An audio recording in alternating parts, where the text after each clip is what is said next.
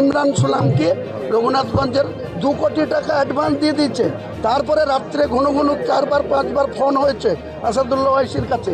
তারপরে আসাদুল্লাহ ওয়াইসি রাত্রেই কলকাতায় নামার কথা, সকালবেলায় 10টার মধ্যে আমি কলকাতা যাব, ওয়াইসি রাত্রে এসে থাকবে, নেমে আমার উত্তর দিনাজপুরের ইসলামপুরে মিটিংয়ে যাওয়ার কথা।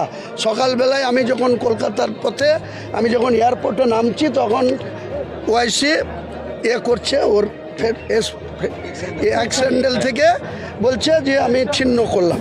তাহলে যে চোরটা এখানে টাকা খাওয়ার জন্য ভোটে লড়তে এসছে, আসাদুল্লাহ ওয়াইসিকে আমি অত্যন্ত রেসপেক্ট করি, সম্মান করি।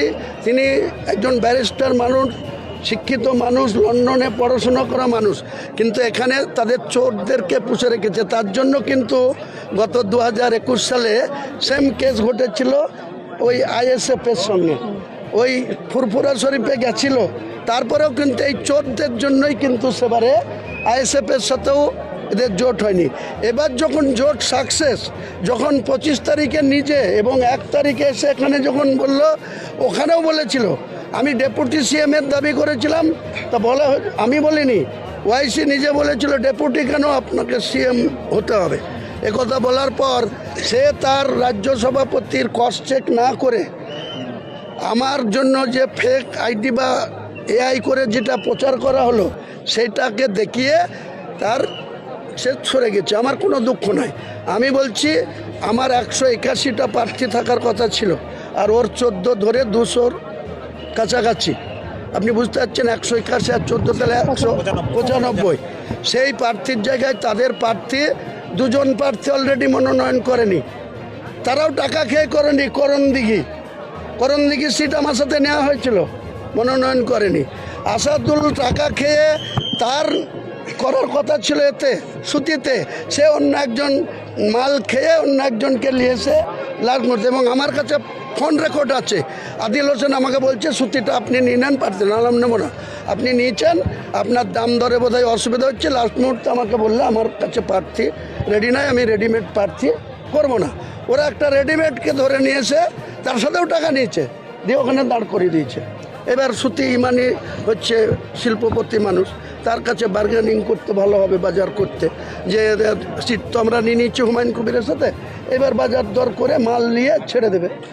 ইমরান সোলাঙ্কি 20 কোটি টাকার চুক্তি হয়েছে, 2 কোটি টাকা পেমেন্ট নিয়ে নিয়েছে, খলিলুর রহমানরা পাই দিয়েছে, এবার বাকিটা মুখে মুখে দিবে, আর দেবে না। ডেট তো পার হয়ে গেছে, আর তারা সাকসেস, তাদের প্ল্যান সাকসেস, যে হুমায়ুন কবিরের সঙ্গে আসাদুল্লাহ ওয়াইসির যে জোট হয়েছিল সেই জোটটাকে ভেঙে দেওয়া, তাতে হুমায়ুন কবিরের কাজকলা।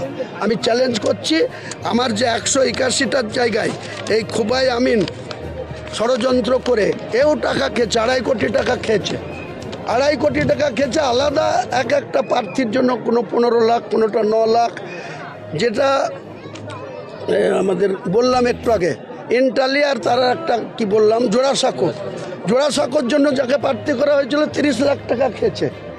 ইন্টালিতে যাকে শাহ আলম, আমি আগেই খবর পেয়ে শাহ আলমকে প্রার্থী না করার জন্য নির্দেশ দিই, মনোনয়ন যাতে না করে, খুবাই আমিনকে নির্দেশ পাঠায় 2 দিন আগে, সে তাকে মনোনয়ন করায়। যেহেতু তার কাছে ফর্ম এ বি দেওয়া ছিল, সে সেই ফর্ম এ সাবমিট করে দিয়ে দেয়, দিয়ে অলরেডি তার নামে 30 লাখ টাকা নিয়ে নেয়। আমি ওখানে তৌসিফ আহমেদ খানকে করে দিই, একটা চিঠিও করে দিই যে শাহ আলম আমার প্রার্থী না, তৌসিফ, কিন্তু আগে যে নির্বাচন করবে সে তো মনোনয়ন পাবে, বাকিটা হবে। তাই কাজে আমাদের ওখানে ইন্টালিতে শাহ আলমকে সাসপেন্ড করে দেওয়া হয়েছে। তার লোগো নিয়ে সে ভোটে লড়লেও আমরা তাকে কোনো মতেই প্রার্থী হিসেবে মানছি না। ওখানে তৌসিফ আহমেদ খান আমাদের ইন্ডিপেন্ডেন্ট প্রার্থী থাকবে। আমরা টোটাল 181-র গল্প করেছিলাম।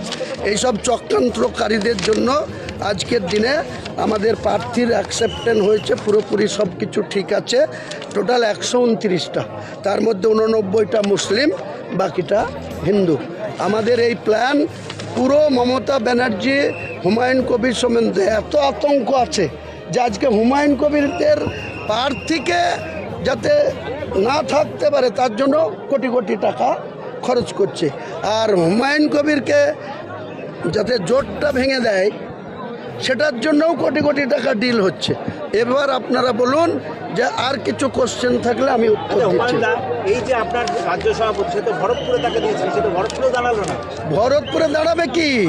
সে তো টাকা কামানোর জন্য এসছে। তারপরে তাকে যখন ভরতপুরে দাঁড়াতে বলছি, সে আমাকে বলছে আমাকে ওই ইয়েটা দেন, বসিরহাট নর্থ দেন বা সাউথ দেন। আমি বললাম ওটা তো ওয়াইসি নিয়ে নিয়েছে। তখন বলছে তাহলে আমি আপনার দলের সভাপতিত্ব করি, আমি আর কন্টেস্ট করব না।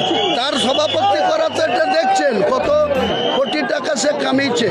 আমি বলবো মমতা ব্যানার্জি, অভিষেক ব্যানার্জি, প্রতীক জৈন আর খুবাই আমিন, তাদের চারজনের বিরুদ্ধেই তদন্ত করা হোক, সিআইডি তদন্ত হোক, ডিপার্টমেন্টালি তদন্ত হোক, যে তারা কত টাকা তাদের এই চুরি করে, তোলাবাজি করে, কয়লা তোলাবাজি করে, পাথরের তোলাবাজি করে রেখেছে। যারা হুমায়ুন কবিরকে ডাইরেক্ট আটকাতে না পেরে তাদের প্রার্থী, তালিকাভুক্ত প্রার্থী যারা ওপেন করেছিলাম, তাদেরকে প্রত্যেকটা জনকে আপনারা জিজ্ঞাসা করুন, নামের লিস্ট নিয়ে নেন, তাদেরকে কিভাবে।